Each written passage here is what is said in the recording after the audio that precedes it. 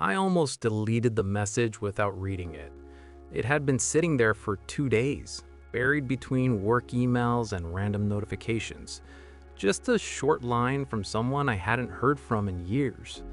For some reason, I couldn't bring myself to open it. Most mornings of my life looked the same.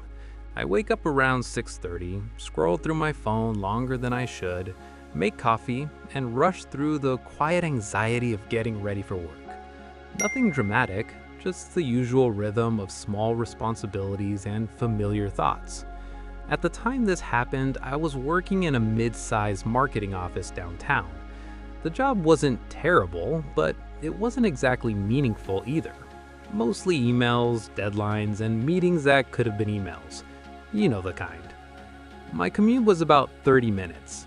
During that drive, I'd usually listen to podcasts about productivity or human psychology. The irony wasn't lost on me, learning about better decisions while repeating the same routine every day. Life felt stable, predictable, comfortably average. And honestly, I had gotten used to ignoring things. Messages I didn't feel like answering, calls that seemed inconvenient, conversations that might require emotional energy. Not in a cruel way, just quietly avoiding things that didn't feel urgent. Which is exactly what happened with that message. It arrived late on a Tuesday night. I remember glancing at my phone before bed and seeing a name I hadn't seen in years, Daniel. We had been close once, not best friends exactly, but the kind of friend who shows up in your most random memories. College road trips, late night pizza debates, long conversations about what we thought our lives would look like by 30. But like a lot of friendships, ours faded slowly. No big argument, just distance. Different cities, different schedules, different lives. The message preview showed only a few words. Hey, this might sound random. That alone made me pause. But it was almost midnight. I was tired, and honestly, messages like that usually meant someone needed something. A favor, advice, an awkward catch-up conversation. So I told myself I'd read it tomorrow. Tomorrow came, and I forgot. The message stayed unopened, buried under work notifications. 2 days passed. Thursday afternoon, I was sitting at my desk staring at a spreadsheet that refused to make sense. My brain felt foggy. I had that strange, restless feeling you get when you've been looking at a screen too long. So I did what most people do. I checked my phone. And there it was, again, Daniel's message, still unread. For some reason, seeing it there made me uncomfortable. Not guilty exactly, just aware, like a tiny unfinished conversation waiting in the background of my mind. I remember thinking, why haven't I opened this yet? It would take 5 seconds. But something about the message felt uncertain. And human psychology is funny like that. We avoid uncertainty more than actual problems. Still, curiosity finally won. I tapped the message, it opened instantly, and what I read was much shorter than I expected. Hey, this might sound random, but I was thinking about something you said years ago. It stuck with me. I just wanted to say thanks. That was it. No request, no problem, just gratitude. I stared at the screen for a second, confused. I genuinely had no idea what he was talking about. So I scrolled up. There was another message sent just a few minutes after the first one. I hadn't seen that in the preview. I know we haven't talked in a long time, but that conversation we had senior year, it changed something for me. I leaned back in my chair. Senior year? That was almost 10 years ago.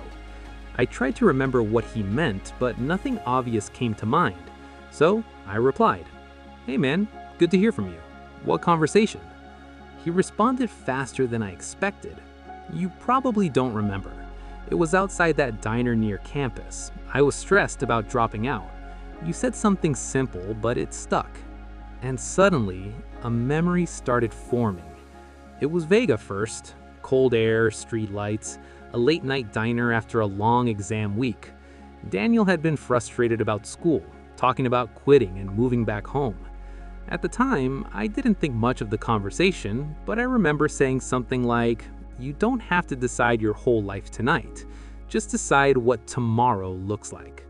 It wasn't deep advice, just something that felt reasonable at the moment. But apparently, it mattered.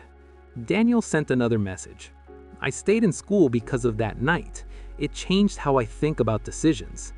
I sat there quietly reading that sentence again. Then he sent one more. I'm actually starting my own business next month. I've been thinking about the people who influenced me. You were one of them. And that's when something shifted in my mind. Not dramatically, just quietly. Because until that moment, I had never once thought about that conversation again. Not once in 10 years. To me, it was just a random late-night talk between friends. But to him, it became part of his life story. And that realization stayed with me the rest of the day. While answering emails, while driving home, while making dinner, I kept thinking about how strange human perception can be. The things we remember about ourselves aren't always the things other people remember. Sometimes the smallest comments become someone else's turning point, and we never even notice. It made me think about how casually we interact with people, the quick advice, the random encouragement, the offhand opinions we share without much thought. We assume those moments disappear, but apparently they don't. Sometimes they quietly follow someone for years, waiting to show up again in the most unexpected way, like a message you almost ignored for 2 days. And every now and then, I still think about that diner conversation. Not because it was profound, but because it reminds me of something simple.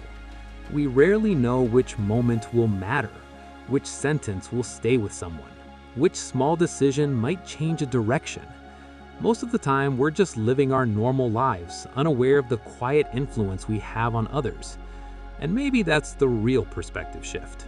The idea that even ordinary people, living ordinary routines, are constantly shaping the lives around them. Not intentionally, just through presence, through conversation, through small moments of honesty. So now I try to leave conversations a little more thoughtfully. Not perfectly, just aware that someone might remember something I don't. Because somewhere out there, someone might still be carrying a sentence you forgot years ago. And maybe the real question isn't whether our words matter.